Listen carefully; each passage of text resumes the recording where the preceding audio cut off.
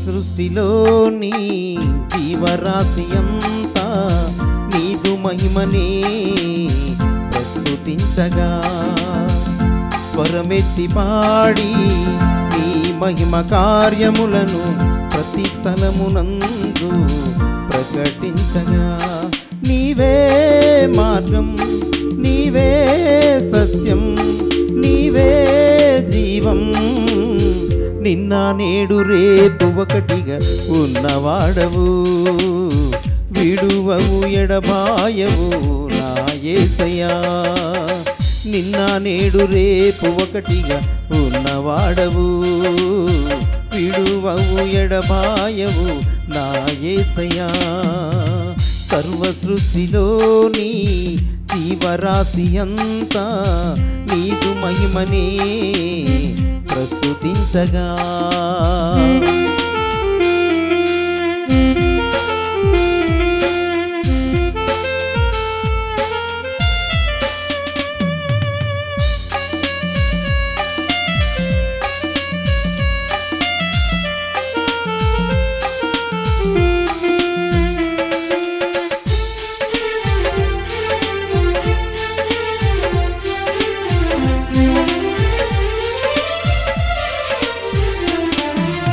పర్వత శిఖరాకాశం నీ అద్భుత కార్యములే, ఈ పచ్చిక భూమి నదులు నీ చేతి పనులే.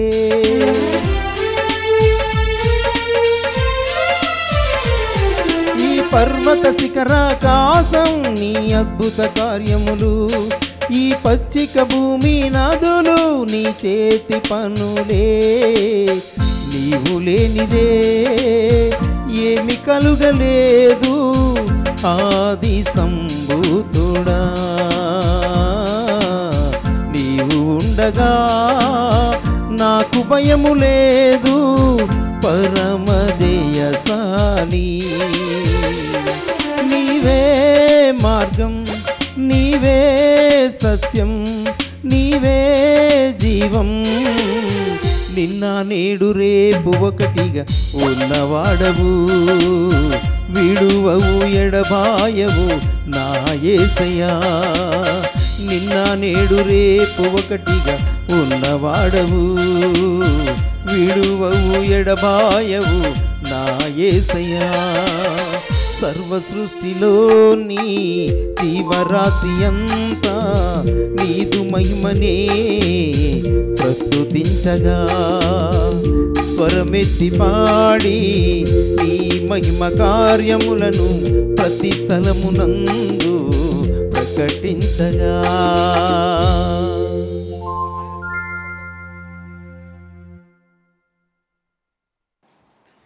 కీర్తనల గ్రంథం 41వ అధ్యాయం 10-11 వాక్యాలు చదువుదాం. యెహోవా నన్ను కరుణించి లేవనెత్తుము,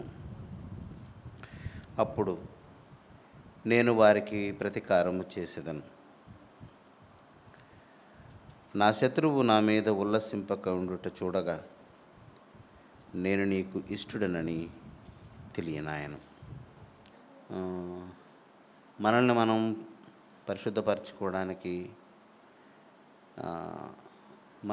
పరిశుద్ధపరచుకోవడానికి దేవుని యొక్క పరిధులు, దేవుని ఆజ్ఞలు లేదా దేవుడు ఏర్పాటు చేసినటువంటి అట్లే ఉంటాం హద్దులు, వాటి మధ్యలోనే మనల్ని మనం శుద్ధి చేసుకోవాలి మన ఇష్టానుసారంగా.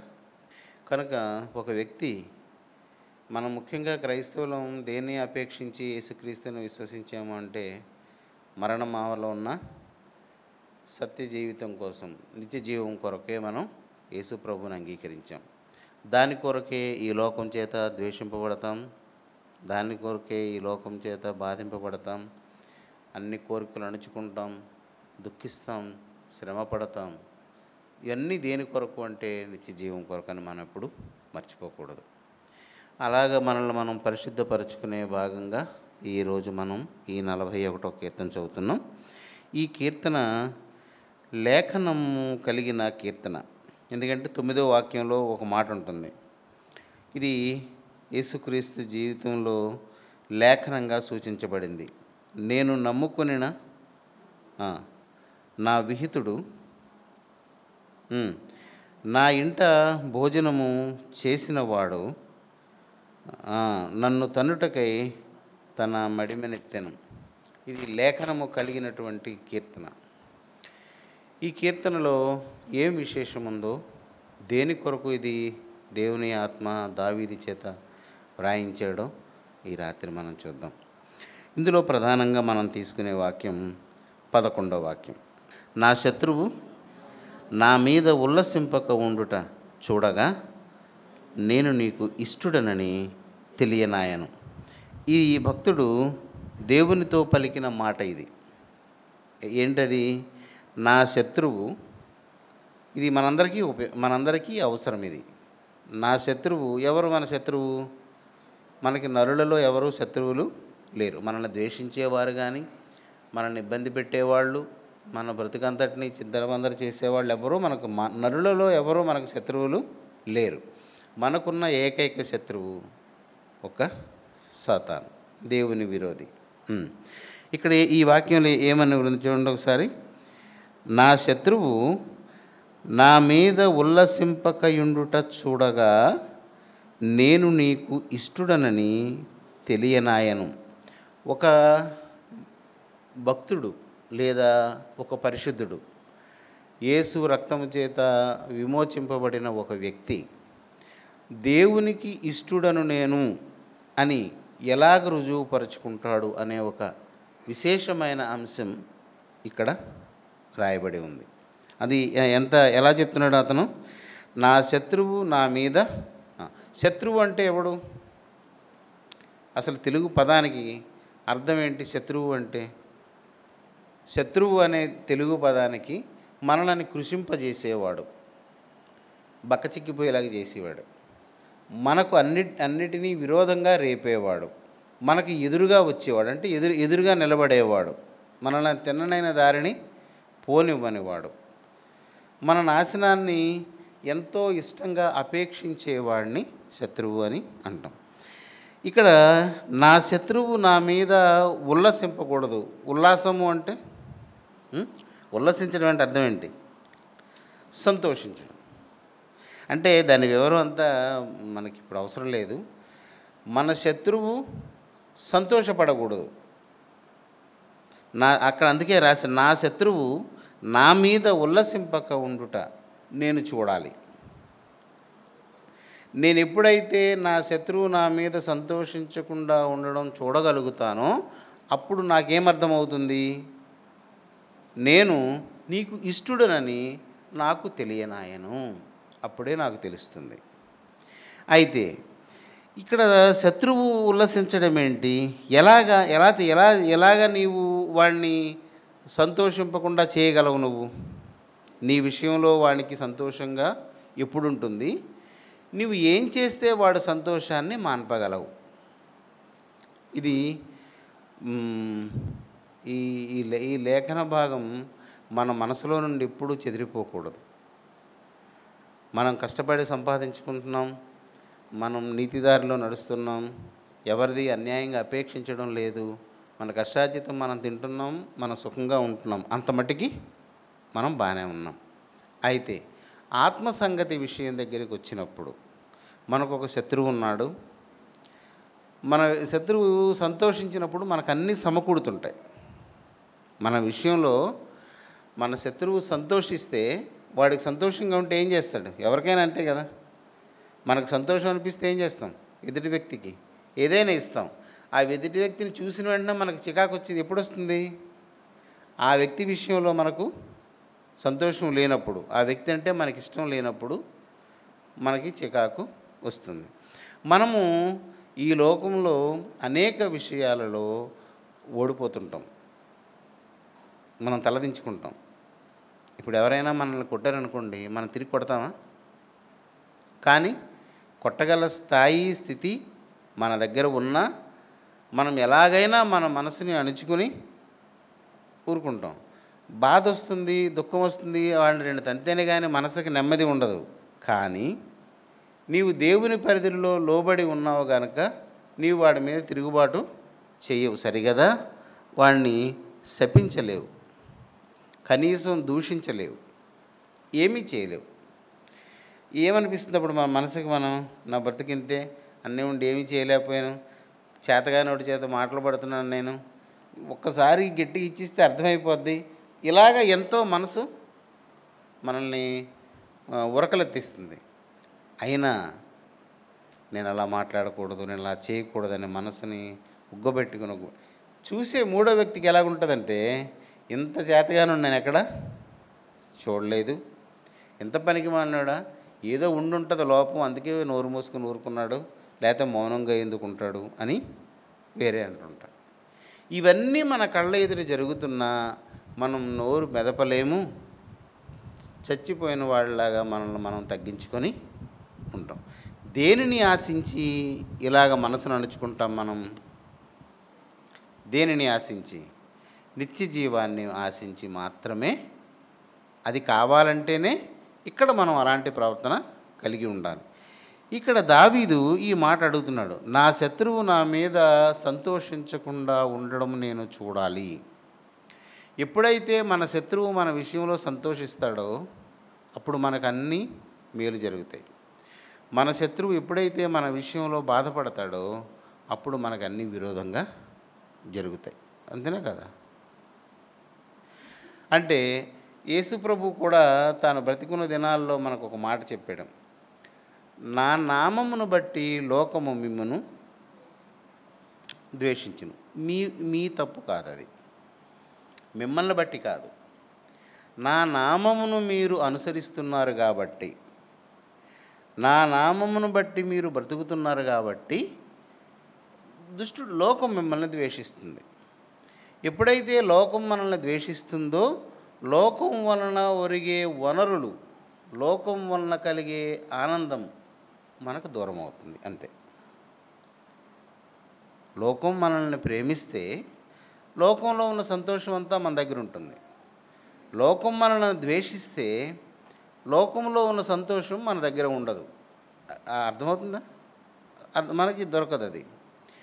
మనం ఏం చేస్తున్నాము? యేసుక్రీస్తు యొక్క ఆజ్ఞలను అనుసరించడం వలన మనము లోకానికి సంతోషం కలిగించడం లేదు. మనం యేసుని ఎప్పుడైతే వెంబడిస్తున్నామో లోకానికి సంతోషం కలగదు. కనుక లోకం ఏం చేస్తుంది? ఎప్పుడైతే దానికి మన వల్ల సంతోషం ఉండదో అది మనకు అనుకూలించదు. అది మనకి లోకస్తులకు కలిగించినటువంటి ఆనందాన్ని మనకి ఇవ్వదు. మనమేమనుకుంటాం, ఇంత నీతిగా బ్రతుకుతున్నాం, ఇంత జాగ్రత్తగా ఉంటున్నాం, అన్యాయమైంది అక్రమైంది ఏది నేను అపవిత్రమైంది నేను సంపాదించడం లేదు, అయినా నాకేంటి కష్టాలని మనం అనుకుంటాం. లోకమేమనుకుంటుందంటే, వీడు నా మార్గంలో లేడు, నాకు సంతోషాన్ని కలిగించడం లేదు, వీడు నా విరోధి అయిన దేవుని నీతిని అనుసరిస్తున్నాడని అది మన మీద పగబడుతుంది. అందుకే తరచుగా మనకు దుఃఖం లేదా లేములు ఇలాంటివన్నీ మనకు కలుగుతుంటాయి.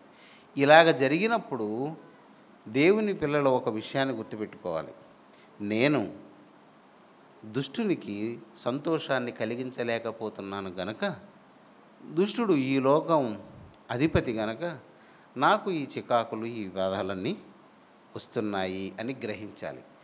అందుకే మీకు నానా విధములైన శోధనలు కలిగినప్పుడు అది మీరు మహానందమని ఎంచుడి అని మనకి దేవుని చేత ఒక హెచ్చరిక అయింది. ఈ సూక్ష్మమైన భేదాన్ని మనము వివేకంతో గనక గుర్తించుకోకపోతే, ఎప్పుడూ మన బాధ మీద, మన అవసరాల మీద, మనకు కలుగుతున్నటువంటి కష్టాల మీదే మన మనసును ఉంచేస్తే మనం వేరేలాగా అయిపోతాం. అలా కాకుండా ఈ తేడాని గనక మనం దీన్నే వివేకము అని అంటాం. ఒక విషయం జరిగినప్పుడు దానిని గూర్చి పూర్వాపరాలు మంచి చెడ్డలు విచారించి మంచి వైపు మొగ్గు చూపగలిగితే మనము వివేకము గలవారం, చెడు వైపు మొగ్గు చూపితే వివేకము లేనివారం. కనుక దావీదు ఇక్కడ దేవునితో చేసిన మనవి, నా శత్రువు, మనకి తెలియాలి మన శత్రువు ఎవరో, ఏం చేస్తే శత్రువుకు బాధ కలుగుతుందో, ఏం చేస్తే శత్రువుకు సంతోషం కలుగుతుందో మనం ఎరిగి ఉండాలి. ఈ కీర్తనలో దావీదు చేత దేవుడు ఒక అద్భుతమైన అంశాన్ని ఈ కీర్తనలో పొందుపరిచి ఉంచాడు. మరలా చదువుతున్నా 11వ, నా శత్రువు నా మీద ఉల్లసింపక ఉండుట చూడగా నేను నీకు ఇష్టుడనని తెలియనాయన. గుర్తుపెట్టుకోండి, దుష్టునికి దుఃఖము కలిగిస్తే దేవునికి ఇష్టుడు. ఆ వాక్యంలో అన్నీ ఉన్నాయి. అది కనిపిస్తుందా? దేవునికి ఇష్టుడునని నేను ఎప్పుడు అనిపించుకుంటాను? దుష్టునికి దుఃఖము కలిగించినప్పుడు. దుష్టునికి దుఃఖం కలిగిస్తే దేవునికి ఇష్టడము, దేవునికి దుఃఖాన్ని కలిగిస్తే సాతానికి ఇష్టలు. ఈ రెండు విరుద్ధమైనవి.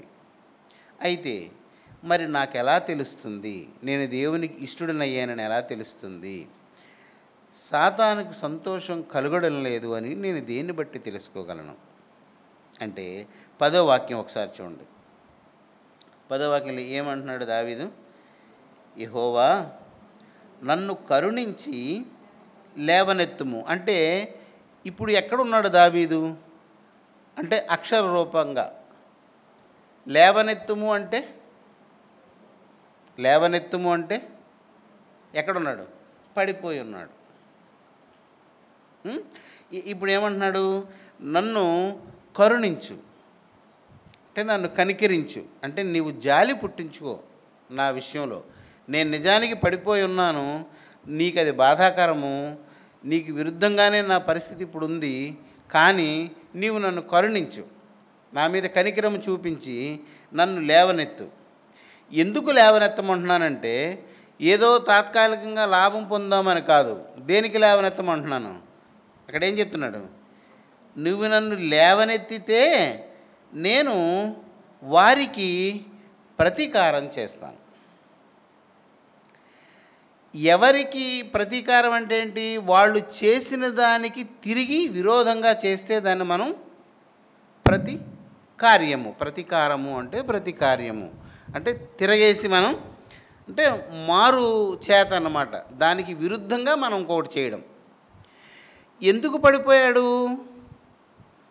వారికి అనుకూలంగా ఉండడం వలన పడిపోయాడు.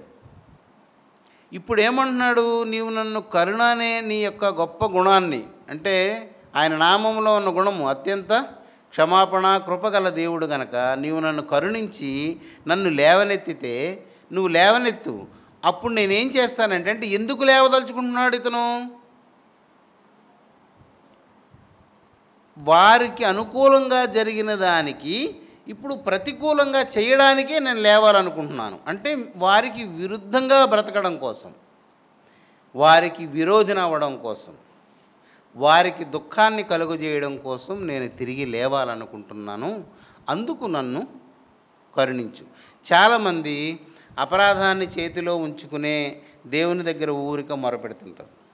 దోషాన్ని చేతిలో ఉంచుకునే దానికి అనుకూలంగా బ్రతకాలనుకుంటూనే ప్రతిరోజు దేవుని దగ్గర ఏడుస్తారు, ప్రార్థన చేస్తారు. దానివలన దేవునికి మన మీద కనికరం పుట్టదు. కానీ మాటిమాటికి అడగడం వలన దేవుడు ఇచ్చిస్తాడు. మనం చెప్పుకున్నాం కదా, ప్రార్థన చేసుకుంటే ఎలాంటి వానికైనా మేలు. మర్చిపోయారా ఆ కీర్తన? ఒక 4 ఉదాహరణలతో మనం కీర్తన చదువుకున్నాం.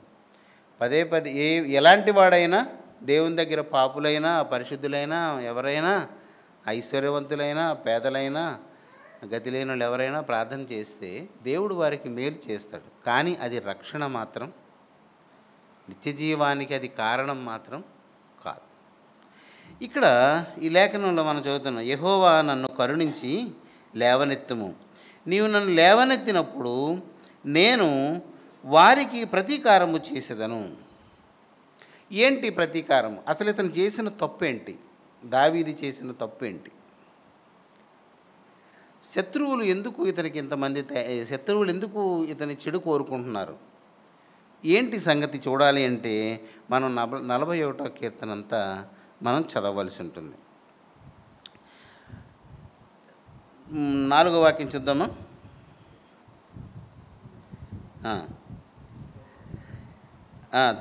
యెహోవా నీ దృష్టి ఎదుట నేను పాపము చేసి ఉన్నాను, నన్ను కరుణింపుము,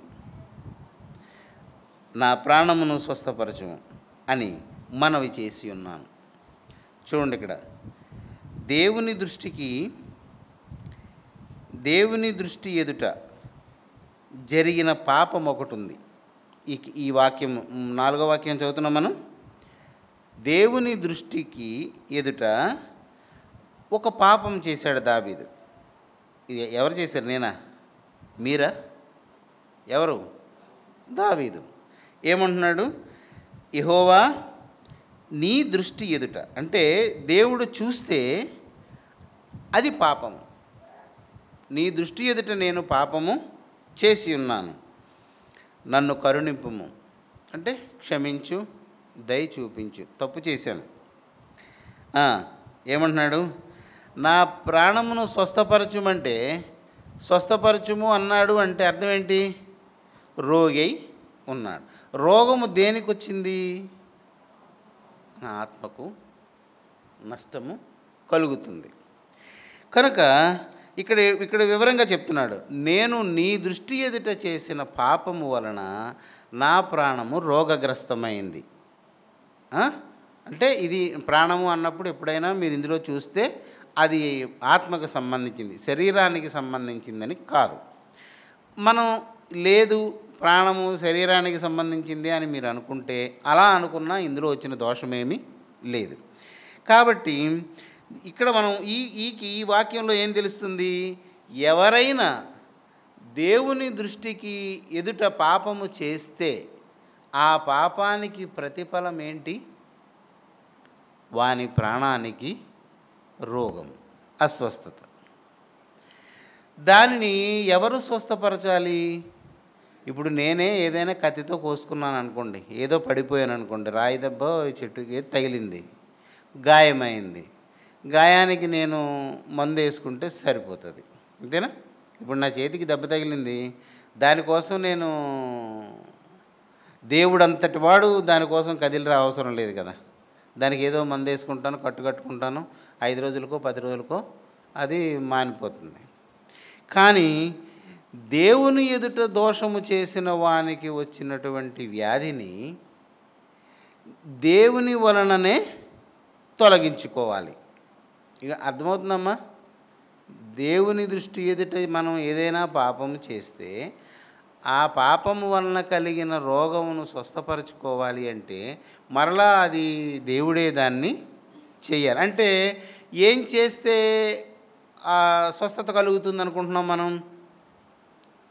పరిశుద్ధ గ్రంథాన్ని మీరు ప్రార్థన చేసుకుని మీరు దేవుని వాక్యం చదివితే దేవుడు ఏ ఉద్దేశం చేత వ్రాయించాడో అది మన గ్రహింపులోకి రావాలి. అలా ఎప్పుడైతే మనకు వస్తుందో దేవుని మాటలు మన హృదయంలో నిత్యము నివాసం ఉంటాయి. మనం 4వ వాక్యం చదువుతున్నాం. యెహోవా నీ దృష్టికి నేను పాపము చేసి ఉన్నాను, నన్ను కరుణింపుము, నా ప్రాణమును స్వస్థపరచుము అని మనవి చేసి ఉన్నాను. అంటే ఇప్పుడు ఇక్కడ రోగం దేనికోసం వచ్చింది? అస్వస్థత దేని వలన వచ్చింది? పాపము చేసినందువలన. ఏ పాపం అది? మనుష్యుని ఎదుట కాదు. ఎందుకంటే ఇది మనకి నూతన నిబంధనలో ఒక ఉదాహరణ ఉంది. తప్పిపోయిన కుమారుడు గురించిన ఉపమానంలో అక్కడ దేవుడు రాయించాడు. ఏమని? నేను ఇంటికి వెళ్ళి నా తండ్రితో ఇలా చెప్తాను, తండ్రి పరలోకమునకు విరోధముగాను నీ ఎదుటను, అంటే పాపములు దోషాలు మనుషుల ఎదుట మనుషులు చేసేవి, దేవుని ఎదుట చేసే దోషాలు, ఇవి ఎప్పుడైనా మనం చెప్పుకుందాం. కానీ ఇక్కడ యెహోవా దృష్టికి పాపము చేశాడు కనుక కరుణించమని ప్రార్థన చేశాడు. అంటే దేవుని దృష్టికి అనుకూలమైతే పాపదోషం పోతుంది, మరలా మనకి స్వస్థత కలుగుతుంది. ఇంతకీ ఇతను చేసిన పాపం ఏంటి?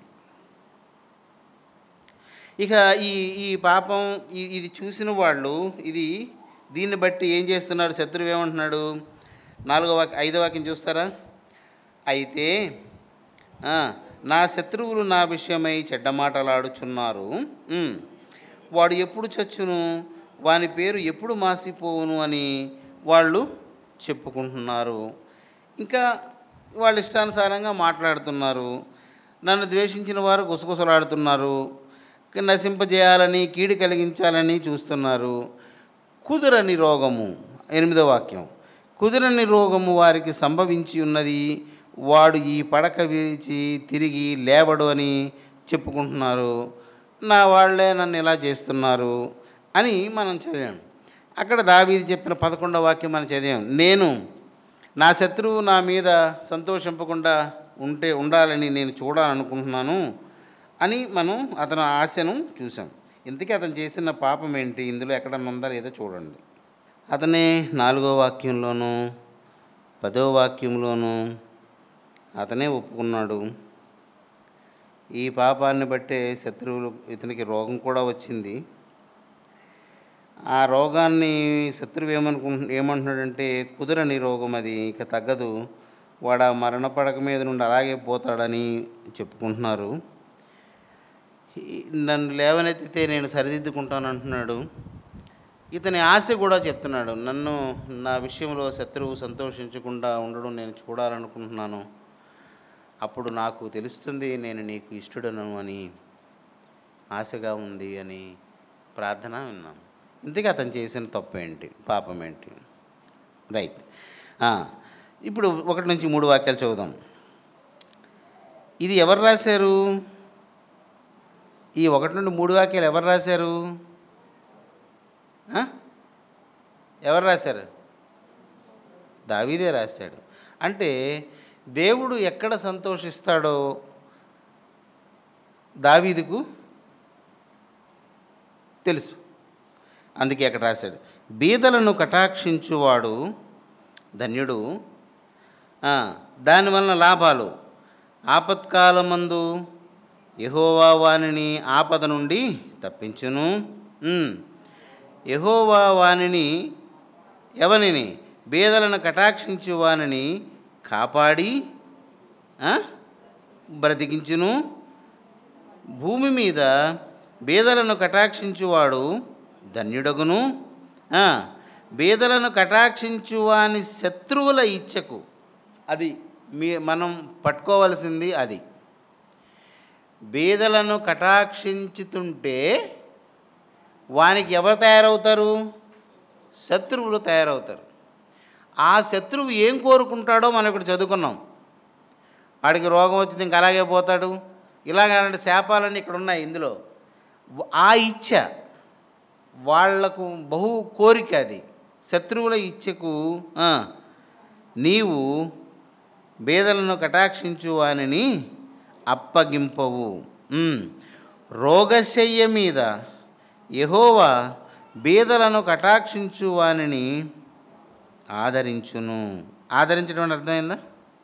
ఆదరించడం అంటే రోగము కలుగగా నీవే వానిని స్వస్థపరచదు. అంటే ఆదరించడము స్వస్థపరచడము రెండు ఒకటి కాదు. స్వస్థత వచ్చే వరకు బాధను సహించగలిగే కృప, అది మన తల్లిదండ్రులు చిన్నప్పుడు మనల్ని చేస్తుంటారు. తలనొప్పి వచ్చినా ఏదైనా బాధ కలిగినా పర్వాలేదు నాన్న, నేను ఉన్నాను కదా, పడుకో, ఏమవ్వదులే, తగ్గిపోద్ది అని. అంటే తగ్గలేదు కానీ నిబ్బరము, నిమ్మళమైన మనసు, ఒక ధీమ, మా అమ్మ ఉంది, మా నాన్న చూసుకుంటాడు అనే ఒక స్థాయి, మానసిక బలం, అది ఆదరించడం జరుగుతుంది. రోగశయ్య మీద రోగము కలుగగా నీవే వానిని, నీవే, అది మనం గుర్తు. ఇవన్నీ ఎవరికి వస్తాయి? బీదను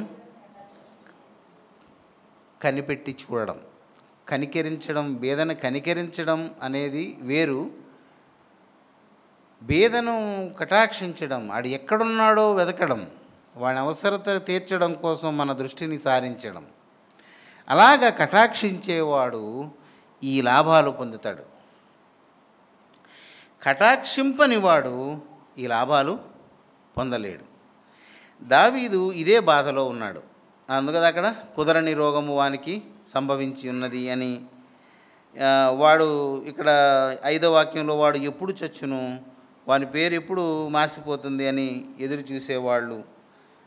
ఇలాంటి శత్రువు అయితే దావీదు ఇప్పుడు అడిగేది ఏంటంటే, నన్ను కరుణించి లేవనెత్తుము, నేను నా విరోధికి శత్రువుకి ప్రతీకారం చేస్తానన్నాడు. అంటే ప్రతీకారం చేస్తానంటే ఇప్పుడు దావీదు దేవుని చేత కనికరింపబడి అతనుకున్న అస్వస్థత నుండి దేవుడు స్వస్థపరిస్తే, లేదా మంచం మించి లేచి ఏం చేస్తాడు? ప్రతీకారం చేయడం అంటే బీదలను కటాక్షిస్తాడు. అయితే ఈ ఒక్క విషయంలోనే కాదు, ఏ విషయంలోనైనా దేవునికి విరోధముగా దేవుని దృష్టి ఎదుట మనము తప్పు చేస్తే, మనకు ఒకవేళ రోగం కలిగినా కలగకపోయినా అన్నిసార్లు మనల్ని దేవుడు అంత గట్టిగా దండించడు. ఇప్పుడు గద్దింపులతోనూ ప్రార్థన ఇవ్వకపోవడం, దేవుని ముఖదర్శనం మనకు కలగకపోవడం, ఇలాంటివన్నీ జరిగినప్పుడు మనకు అర్థమవుతుంది, నేను చేసిన దోషం వలన దేవుని ఆత్మ నా విషయంలో సంతోషించడం లేదు కనుక దేవుడు నన్ను ఆదరించడం లేదు అని. దానికి మనం చేతిలో ఉన్న అపరాధాన్ని మనం వదిలేస్తే, మన దోషాన్ని మనం ఒప్పుకుంటే, మనకు మళ్ళా దేవుని సమాధానం, దేవునికి అనుదినం ప్రార్థన చేసే వాళ్ళకి ఇది ఖచ్చితంగా ఈ పాటికి మీ అభ్యాసంలోకి వచ్చే ఉంటుంది. ఇది మీ జీవితంలో మీకు ఎక్స్పీరియన్స్ అయ్యే ఉంటుంది. రోజు ప్రార్థన చేసుకునే వాళ్ళకి కొన్నిసార్లు మనకు ప్రార్థన దొరకదు. ఏంటి కారణం? ఎందుకు నాకు స్థిమితంగా కూర్చోలేము, అటు ఇటు అయిపోయి మొత్తానికి ఉండలేము, ఒక 10 నిమిషాలు కూడా అక్కడ కూర్చోలేము. నెమ్మదిగా చూస్తే రెండు కారణాలు. నిన్ను ప్రార్థనలో నిలకడగా లేకుండా చేయడానికి నీ శత్రువు నిన్ను శోధించడం ఒకటి. రెండోది, నీ దోషము నీ దగ్గర ఉన్నప్పుడు దేవుని ఆత్మ నీ యందు సంతోషింపకపోవడం ఒకటి. ఈ రెండు కారణాలు. ఈ రెండో కారణాన్ని మనం సులువుగా ఆపరేట్ చేసుకోవచ్చు. దేవునికి ఎప్పుడైనా మన విషయంలో వ్యధ కలిగినా బాధ కలిగినా ఆయనను మనం సంతోషపరచడం చాలా సులభం. నా వలన నిజమే దోషం జరిగింది, నిజంగా నేను ఈ ఉద్దేశం నాలో ఉండడం వలన, లేదా నా మనసు ఇలాగా కలత చెంది ఉండడం వలన, లేదంటే నా శరీరంలో ఇంత ప్రేరణ చెడుగా జరగడం వలన నేను తొందరపడి ఇలా చేశానని వాస్తవాన్ని ప్రభువు దగ్గర మనం తెలియచేస్తే, ఆయనకు నిజం తెలిసిన గనక ఆయన మనల్ని కనికరించి చేరదీస్తాడు. అలా కాకుండా దుష్టుని వలన శోధింపబడితే మాత్రం ఖచ్చితంగా మీరు అక్కడి నుంచి కదలవద్దు. ఒకే ఒక మనవి, ప్రభువా నేను శోధింపబడుతున్నాను, నేనైతే నీ సన్నిధిలో ప్రార్థన చేయడానికి వచ్చాను, నన్ను ఈ శోధన నుండి తప్పించు అని ముందు మీరు ప్రార్థన చేయండి. తప్పనిసరిగా మనం దేవుని చేత కనికరం పొందే మనం తిరిగి వెళ్తాం.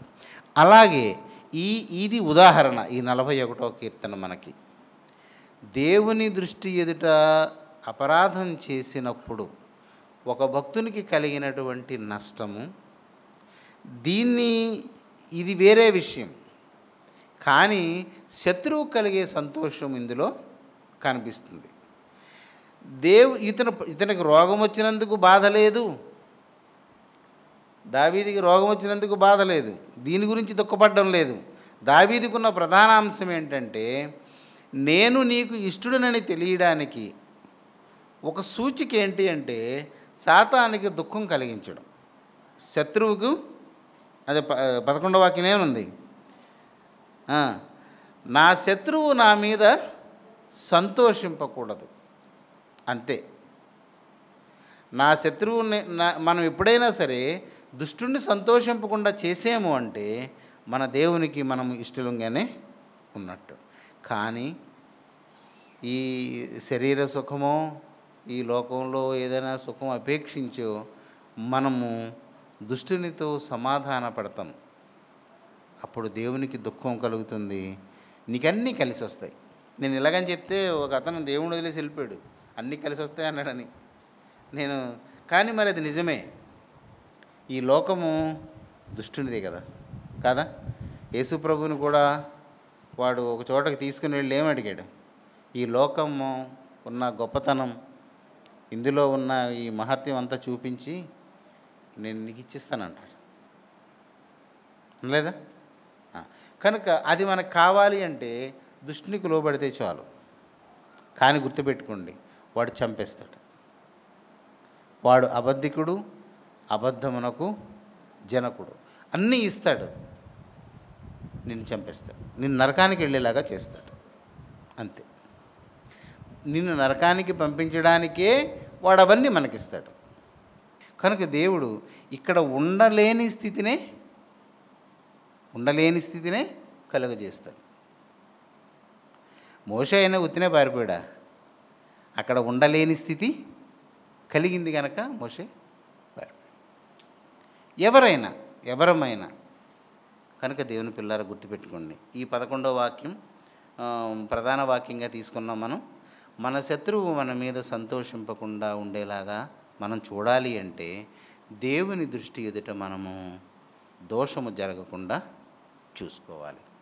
అది ఒక్కటి మనం చేస్తే దేవునికి మన ఎడల సంతోషంగా ఇష్టం కలుగుతుంది, దుష్టునికి మనల్ని బట్టి దుఃఖము కలుగుతుంది. మనం ఎప్పుడూ కూడా వాడిని రేపుతూనే ఉంటాం.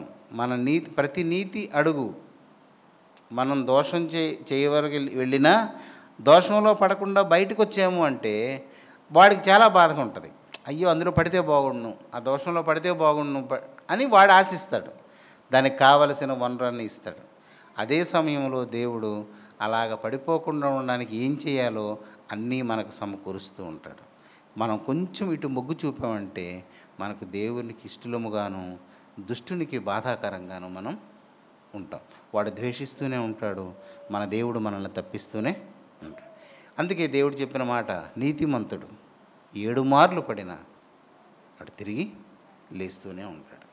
కనుక దేవుని సంగమా గుర్తుపెట్టుకోండి, మన దేవుని దృష్టి ఎదుట మనం దోషము చేయకుండా ఉండడం ప్రధానం. అది ఒక్కటి మనం చేస్తే చాలు. దావీదైతే ఒక ప్రమాణాన్ని పెట్టుకున్నాడు. మనం చదివిన వాక్యమే, నా శత్రువు నా మీద సంతోషింపకుండా ఉండడం నేను చూడాలి, అది నేను చూస్తే చాలు, నీకు నేను ఇష్టడునని నాకు అర్థమైపోతుంది. అదే సూచన. తేలిగ్గా చెప్పచ్చు. చాలామంది మనకు కలిగిన క్షేమాన్ని, భూ సంబంధమైన వనరుల్లో క్షేమాన్ని బట్టి దేవుడు దయ చూశాడని మనం భ్రమపడకూడదు.